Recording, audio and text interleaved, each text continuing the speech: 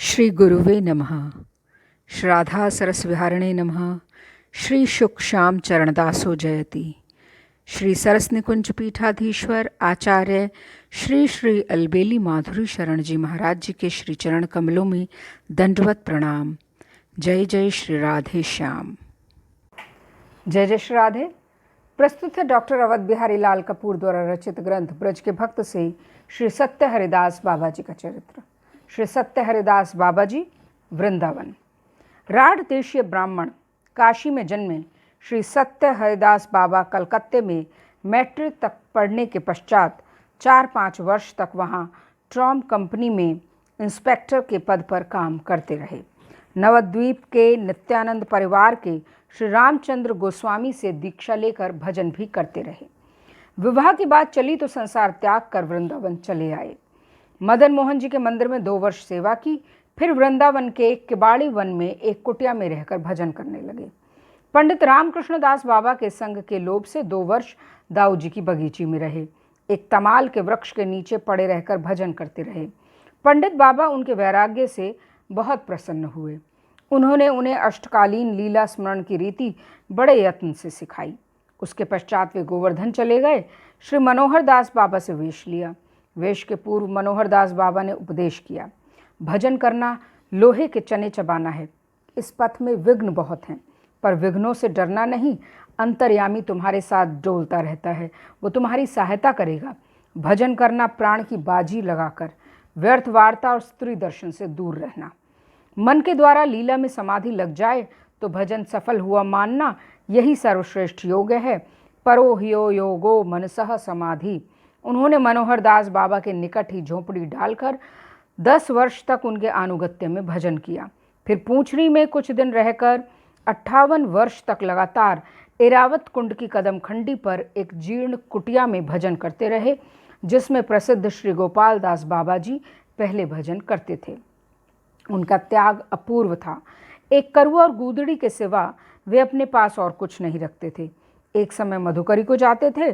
प्रत्येक घर पर जाकर 2 बार जय राधे कहते थे। कोई उत्तर देता था तो रुक जाते थे, नहीं तो आगे बढ़ जाते थे।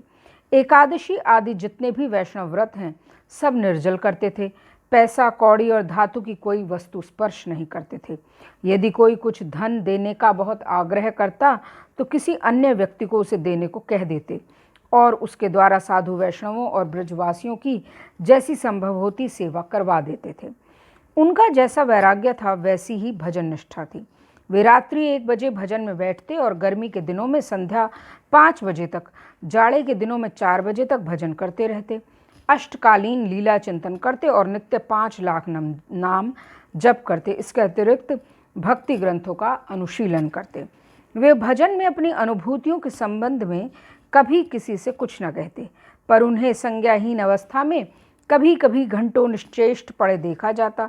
एक बार उनके सेवक श्री गोपाल दास बाबा ने जब वे प्रातः 4 बजे सोकर उठे तो उन्हें कुटिया के दरवाजे के बाहर अचेतन इस तरह पट्ट पड़े देखा जैसे वे किसी को साष्टांग दंडवत करते करते मूर्छित हो गए हैं।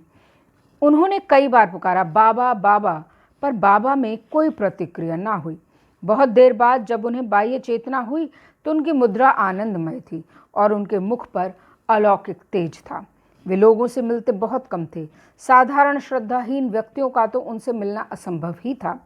उन्होंने अपनी कुटिया के बाहर लिखकर टांग रखा था, बिना कंठी और जपमाला के यहाँ कोई आने का कष्ट न करे। फिर भी यदि कोई ऐसा व्यक्ति वहाँ पहुँच जाता और वे उस समय कुटिया के बाहर होते तो उसे बहुत फटकारते, गालियाँ भी देने में संकोच न करते। ये देख कुछ लोग उनके कर्कश स्वभाव की निंदा करते, कुछ उन्हें अभिमानी कहते, पर ये उनका बाहरी रूप ही था। भजन में विक्षेप होने के भय से लोगों से यथासंभव दूर रहने के लिए ही वे ऐसा किया करते। उनके दैन्य का परिचय मिलता है निम्नलिखित कुछ बातों से, जिनमें भक्त प्रवर डॉक्टर अमर सेन के साथ घटी एक घटना भी है। डॉक्टर सेन एक बार उनसे भेंट कर चुके थे। दूसरी बार जब वे वृंदावन से उनसे मिलने गए, उन्होंने बिना पहचाने कुटिया के भीतर से ही 1-2 बातें की और चुप हो गए। डॉक्टर सेन बड़ी देर तक प्रतीक्षा करते रहे, पर दरवाज़ा नहीं खोला। अंत में हताश हो घर लौट आए। उन्हें पश्चाताप हुआ कि उन्होंने जाकर उनके भजन में विघ्न डाला। क्षमा प्रार्थना करने के लिए उन्होंने एक पत्र लिखा। पत्र मिलने के पहले ही उन्हें पता चल गया था कि जो सज्जन उनसे मिलने आए थे वे डॉक्टर अमर सेन थे। उत्तर में उन्होंने उन्हें जो लिखा उसका हिंदी अनुवाद इस प्रकार है। परम भागवतवर करुणामय श्री सेन महाशय, आपका कृपा पत्र प्राप्त कर धन्य हुआ। अधम अनादिकाल से पतित अपराधी मूढ़ जीव की सकातर सविनय प्रार्थना है कि अपने गुण से मेरा अपराध क्षमा करें। जब भी गोवर्धन परिक्रमा पर आएं, इस अधम पामर को दर्शन देकर अपनी कृपालुता और उदारता का परिचय दें। आपके दर्शन होने पर श्री चरणों में कुछ निवेदन करने की आशा करता हूँ। यदि मैं कुटिया के भीतर रहूँ तो उच्च स्वर से हरिनाम उच्चारण करें, नहीं तो कहीं फिर मुझे अपराध का भागी न बनना पड़े। अपराधी का तो स्वभाव ही है अपराध करना, निज धृष्टता के कारण मृत प्राय अधम पतित जीव। एक और पत्र में उन्होंने उन्हें लिखा था, मेरा आधार अति क्षुद्र है, मैं बहुत अयोग्य हूँ, भक्ति का लेश भी मुझ में नहीं है, बस पाषाण समान रज में पड़ा हूँ। बाबा मधुकरी के लिए कदम्बखंडी से जतिपुरा जाया करते थे। एक बार मार्ग में उन्हें कुत्ते ने काट लिया। उन्होंने लाल मिर्च थोप कर उसे ठीक कर लिया। दूसरी बार फिर काटा तो फिर वही उपचार किया, पर स्नान बराबर करते रहे, इसलिए सेप्टिक हो गया। उसके पश्चात जब कोई उनके पास दर्शन को जाता तो उसे घाव दिखाकर कहते, देखो मुझे कोढ़ हो गया है, मैं कितना अपराधी हूँ, मेरे दर्शन से तुम्हारा क्या भला होगा। यही एक बार उन्होंने डॉक्टर सेन से भी कहा। डॉक्टर सेन ने उत्तर दिया, बाबा मुझसे आपका छल ना चलेगा, मैं डॉक्टर हूँ। उन्होंने उनकी मलहम पट्टी आरंभ कर दी, पर बाबा ने स्वयं उसकी ओर कभी ध्यान न दिया। मना करने पर भी वे बराबर स्नान करते रहे। अंत तक घाव बना रहा। शायद उन्हें उसका बना रहना अपने भजन के अनुकूल लगता था। शायद वे अपने दीनहीन अधम और अपराधी होने के प्रमाण स्वरूप उसे अपना बंधु जानकर उसका पोषण करते रहते थे। एक बार रात्रि में उनकी कुटिया पर 4 चोरों ने हमला किया। उनसे कहा, बाबा बता तेरा माल कहाँ है, नहीं तो तेरी खोपड़ी फोड़ देंगे। बाबा ने कहा, कुटिया में देख लो, जो मिले ले जाओ। कुटिया में था ही क्या सिवा गूदड़ी और करुए के। चोरों ने समझा कि बाबा के पास बड़े बड़े लोग आते हैं, धन उनके पास अवश्य होगा, पर वे बता नहीं रहे। उन्होंने एक लाठी मारी और उनके सिर पर और चल दिए। दूसरे दिन प्रातः उनके सिर पर रक्त के दाग और पट्टी बांधी देख गोपाल दास बाबा ने पूछा, बाबा ये क्या? वे बोले, कुछ नहीं, मेरे भजन में भजनोत्थ विघ्न उत्पन्न हो गए थे। कल 4 महात्मा आए और मुझे उनसे मुक्त कर गए। भजनोत्थ विघ्न कहते हैं भजन से उत्पन्न अहंकार को कि मैं बड़ा भजन करता हूँ, और भजन से संबंधित मान प्रतिष्ठा आदि को।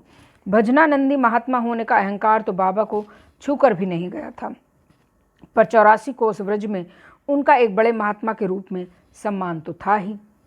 बाबा ने शायद सोचा कि इस घटना के फलस्वरूप उसमें कुछ कमी आएगी। दूसरी बार कुत्ते के काटने के पश्चात जतिपुरा के व्रजवासियों ने किसी प्रकार बाबा को राजी कर लिया था कि वे मधुकरी मांगने नहीं जाया करेंगे, मधुकरी उन्हें कुटिया पर ही पहुंचा दी जाया करेगी। तब से जतिपुरा में व्रजवासियों के जो 30-40 घर हैं, उनके यहाँ से बारी बारी उन्हें मधुकरी पहुंचा दी जाती। बाबा की उम्र अब 98 वर्ष की हो गई थी, पर उनके शरीर में कुत्ते के काटने के घाव के सिवा और कोई रोग न था, जिससे लोग अनुमान करते कि उनके शरीर छोड़ने का समय निकट आ गया है। पर लगता है कि बाबा को इसका पूर्वाभास हो गया। उनकी सेवा में गिरिराज शिला और जयपुर के राधा गोविंद के चित्र थे। ये सेवा उन्होंने किसी और को दे दी। कुछ दिन बाद अन्न जल छोड़ दिया और बोले, आज से 7 दिन बाद एकादशी की रात को मैं जाऊंगा। 7 दिन बाद रात्रि के समय वे पधार गए। उस दिन सन 1981 का गंगा दशहरा था, पर रात्रि के समय जब बाबा धाम पधारे, एकादशी लग चुकी थी। श्री राधा सरस बिहारी लाल की जय।